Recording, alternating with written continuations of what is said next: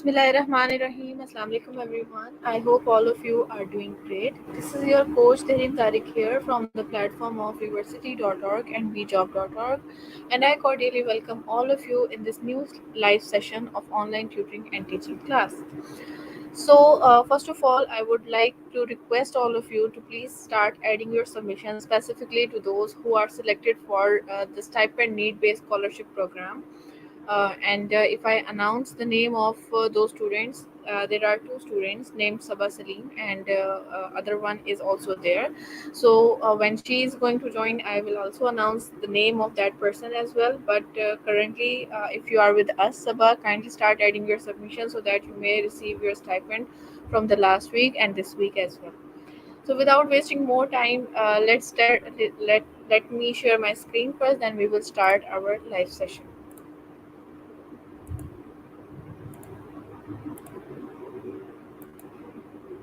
Okay, so this is going to be your lecture number 8, and here we will discuss about learning styles and online instructions that you require you require to learn as an online tutor and virtual educator.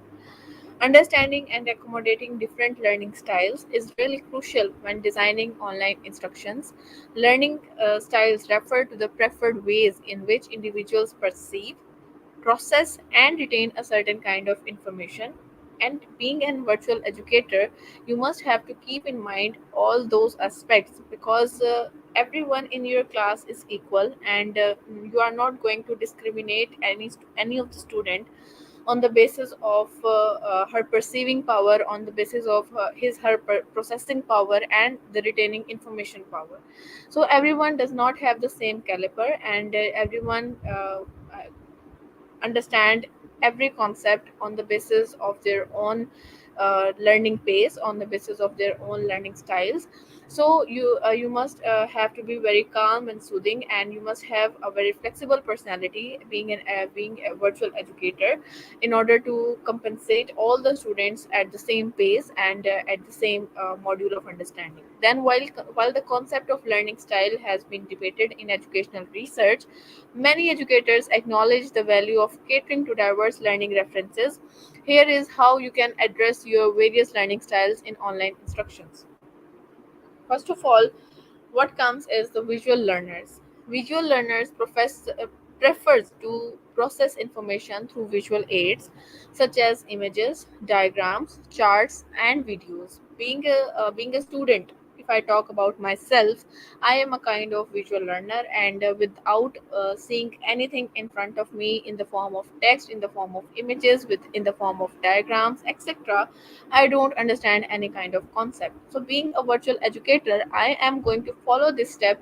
That if I am not able to understand a certain concept without having the visual aid right in front of me in the form of either text or images, etc., so then how anyone who is my student in virtual education, in virtual teaching style, anyone who is my student, how he or she is going to understand without any kind of visual aid. So being a visual learner as a student, whenever I start my career as a virtual educator, I do keep it in mind that I have to be very vigilant about this point, that I have to provide the visual aid for my audience, for my students, in order to understand and comprehend a certain concept.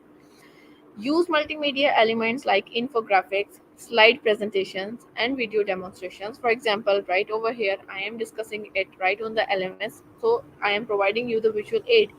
If I discuss the same concept by the help of the slide presentations, and as I repeated this practice in start of your lectures, I had presented you by the help of slide presentations as well.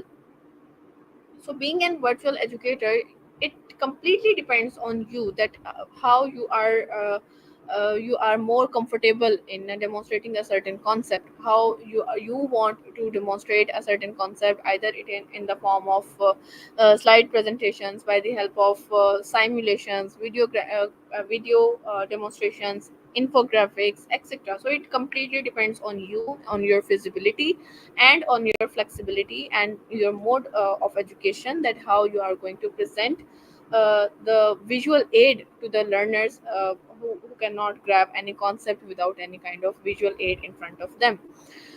Provide visual cues, headings, and highlight key points to help them organize and retain information. Being a student, if I talk about myself, being a student, I am that kind of student who always learn by the help of creating a mind map, by the help of creating the bullet points in order to memorize them. So, being a visual learner, I do want to have text in front of me, like in the form of the bullet points. So, being a virtual educator, it is your responsibility to make your content that much interactive and that much informative, that students grab information in the form of bullet points by the help of the visual aid you are providing to them as a digital educator. Then comes auditory learners. There are some kind of students who grasp the information and concept by the help of listening and speaking. To support auditory learners in online instructions, include audio elements such as recorded lectures, podcast, and audio explanations for the audio learners, for the auditory learners, in order to make them understand a certain concept.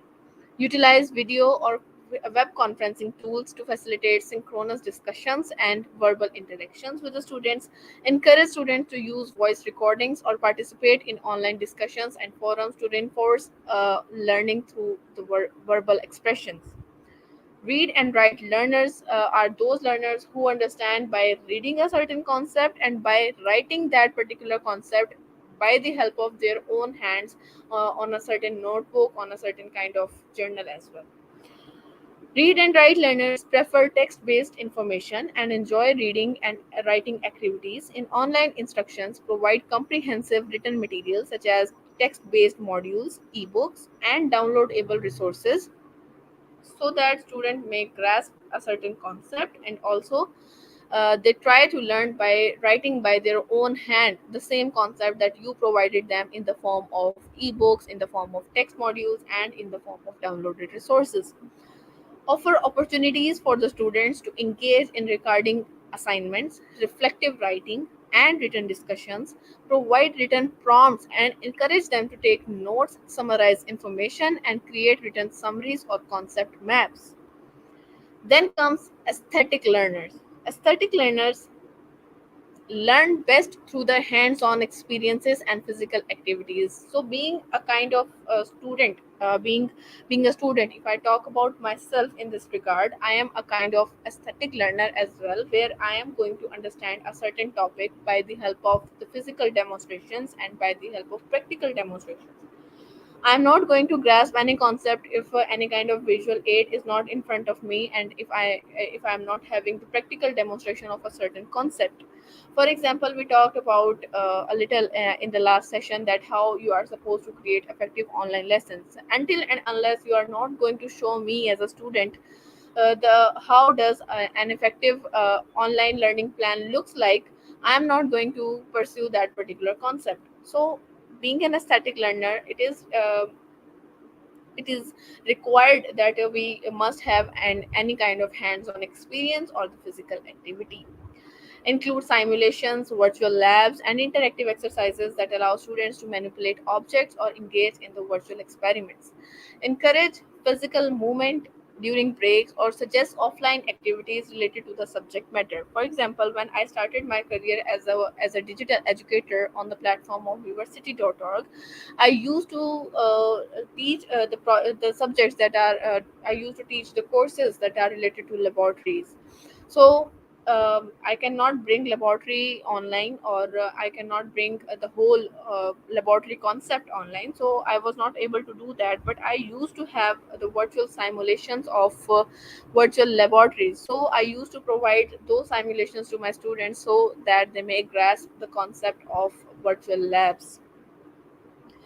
And in that way, I was providing them the practical demonstrations as well. So in, it is really important for us to find the alternative ways, being a digital educator, whenever you are whenever you are teaching a kind of any kind of the course. It doesn't matter. For example, the scientific courses always require a kind of practical demonstration, and without practical demonstration students may not get able to understand the whole concept behind that. So that is a kind of aesthetic learning, and you have to provide them as a virtual educator. So it is, I'm just teaching all of you the strategies of online learning, the styles of online learning, the modules of online learning. But as a digital educator, it is your responsibility to understand these concepts and apply those concepts on the courses that you are going to teach as a teacher on any of the platform. Include simulations, virtual labs, and interactive exercises that allow students to manipulate objects or engage in the virtual experiments. Then comes multimodal approach. Recognize that many learners exhibit a combination of learning styles rather than a strict preference for one. Adopt a multimodal approach that integrates various instructional strategies to cater to different learning preferences. Provide a range of content types, including text, visuals, and audio and interactive activities that provide them with the multimodal approach in order to understand a certain topic. Offer options for students to engage with material in different ways, such as reading, watching videos, and participating in the discussions. Either it is a group discussion or the project based discussion. It completely depends on you, that how you are providing them the content to be engaged in their online learnings. Then comes personalization and choice. Empower learners to choose how they engage with the content and demonstrate their understandings. Provide options for assignments, projects, or assessments that allow students to showcase their learning in ways that align with their preferred learning styles. This personalization fosters ownership and motivation, leading to the more meaningful learning experiences. Then comes self reflection and metacognition. Encourage students to reflect on their own learning preferences and strategies, help them to identify their dominant learning styles, and explore alternative approaches. Promote metacognitive skills among the students to assess their learning progress, identify strengths and weaknesses, and adjust their study strategy in accordance with that. So this is what we call the metacognition. For example, if a student is not understanding by the help of the auditory aid you are providing to them, so that means it is he or she is a kind of virtual learner who is going to understand by the help of practical demonstration and having the visual aid right in front of them. So you have to module your curriculum in accordance with that, and you have to follow that particular kind of mode of education in order to make your students understand a certain kind of concept. Then comes flexibility and adaptability. Online instructions provides a unique opportunity for learners to control their learning environment. Emphasize the flexibility of online learning by allowing students to choose their study times, access materials at their own pace, and revisit content as needed. Provide clear navigation and organization of online course materials to enable students to navigate easily and access resource according to their needs. Remember that while addressing learning styles is valuable, it is essential to create a balanced and inclusive learning experience for your students whenever you are starting your career as a digital educator. Encourage your students to explore different approaches and stretch beyond your preferred learning styles, as this can enhance their overall learning and adaptability. By acknowledging and incorporating different learning styles, online instructions can become more accessible and engaging for a diverse range of learners. So that is all for this topic, and I hope you understand all the learning styles that you can follow, and for your next curriculum that you are going to create as a virtual educator, as a online educator. So it completely depends on you that which type of learning style is required, and it also depends on your students that which type of learning styles they want to have in their curriculum. So you have to module yourself in accordance with that. Okay, so I hope you all are very much clear about all the learning styles and online instructions that I provided you over here, and I hope that you are going to apply it practically whenever you are going to create a certain kind of curriculum in as a digital educator or a virtual educator. Okay, so I hope you understood this concept. If you have any question, you are more than welcome to ask. And first of all, let me add you up on the stage. Then you are more than welcome to unmute your mic and ask me the question.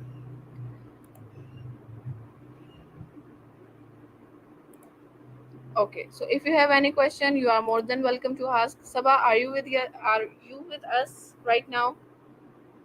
Kindly unmute your mic.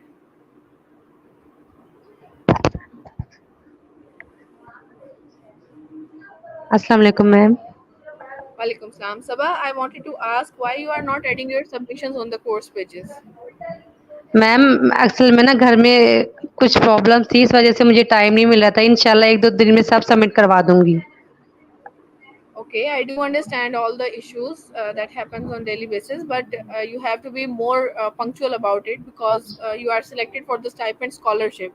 And if you are not yes adding ma'am. submissions, if you are not ma'am adding submissions, you are not going to receive any kind of stipend. No ma'am, next time आपको शिकायत का मौका नहीं मिलेगा। Right now, start adding your yes ma'am. submissions and complete your submissions from the last week and from this week as well. Thank you so yes much. Ma'am.